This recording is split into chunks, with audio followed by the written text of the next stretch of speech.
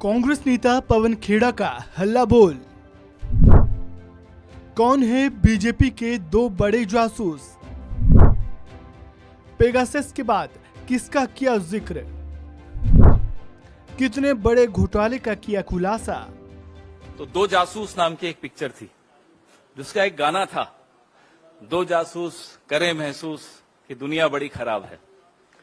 ये जो हमारे यहां दो जासूस हैं, इस देश के जो दो जासूस हैं, उन्हें किसी पे भरोसा नहीं, न अपनों पे, न मीडिया पे, न न्यायपालिका पे, न परायों पे, न एनजीओस पे, न सिविल सोसाइटी पे, आप लोगों पर तो बिल्कुल नहीं है।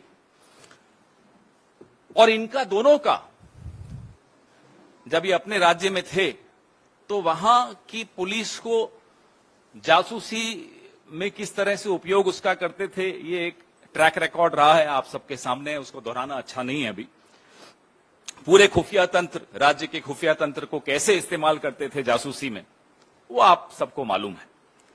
अब जब ये यहां आ गए हैं दोनों, तो नए नए सॉफ्टवेयर्स के माध्यम से जासूसी का काम जारी रखा हुआ इन्होंने। करोड़ों रुपए, हमारे और आपके टैक्स पेयर के करोड़ों रुपए, ये ऐसे उपकरण, ऐसे स्पाईवेयर, ऐसे जो इजराइल या अलग अलग टेक्नोलॉजीज आती हैं, वो खरीद कर लगा रहे हैं। ये क्यों करते हैं ऐसा? इसका एक साइको एनालिसिस भी आप में से कुछ लोग अगर करना चाहें तो आपको करना चाहिए।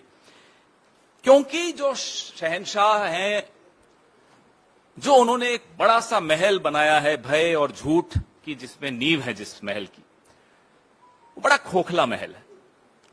इतना खोखला महल है कि आपके एक सवाल से उस महल का भांडा फूट जाता है, वो महल गिर जाता है। तो वो भय इनके अंदर है कि साहब अगर कहीं हमारा सच बाहर आ गया तो ये महल हमारा टूट जाएगा। पेगासस जब बहुत बदनाम हो गया तो जो मिनिमम गवर्नेंस मैक्सिमम सर्वेलेंस वाली सरकार है, ये अब नया स्पाईवेयर मार्केट में ढूंढ रही है। और आरएफपी भी इन्होंने निकाला हुआ है, एक पर्टिकुलर डिपार्टमेंट ने कॉग्नाइट स्पाईवेयर उपकरण खरीदा गया है, जो पेगासस का विकल्प है इस देश में अभी लाया जा रहा है।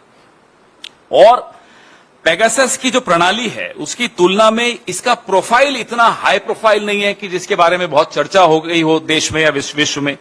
लेकिन जो अमेरिकन लॉ फर्म है एक, मैं आपको ये भेज भी रहा हूं, जो उनका कोट है कॉग्नाइट के विषय में, वो मैं पढ़ के आपको जरा सुनाना चाहता हूं कि वो कॉग्नाइट को वो क्या परिभाषा इन्होंने दी है।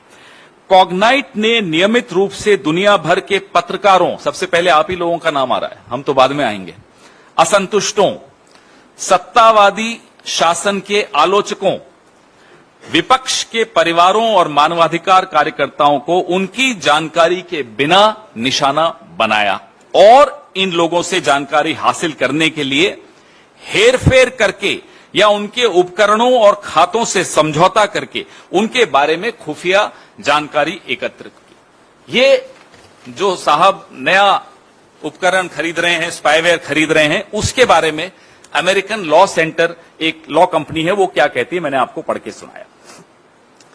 120 मिलियन यानी कि 986 करोड़ का इस पर सार्वजनिक धन खर्च होगा। मेरा और आपका 986 करोड़ खर्च होगा इस स्पाईवेयर को खरीदने में और इसका उपयोग करने में, क्योंकि उसमें कुछ लोगों को ट्रेनिंग भी देनी पड़ती होगी, मुझे लगता है। हालांकि ये लोग तो, शाह और शहंशाह तो बड़े ट्रेंड हैं।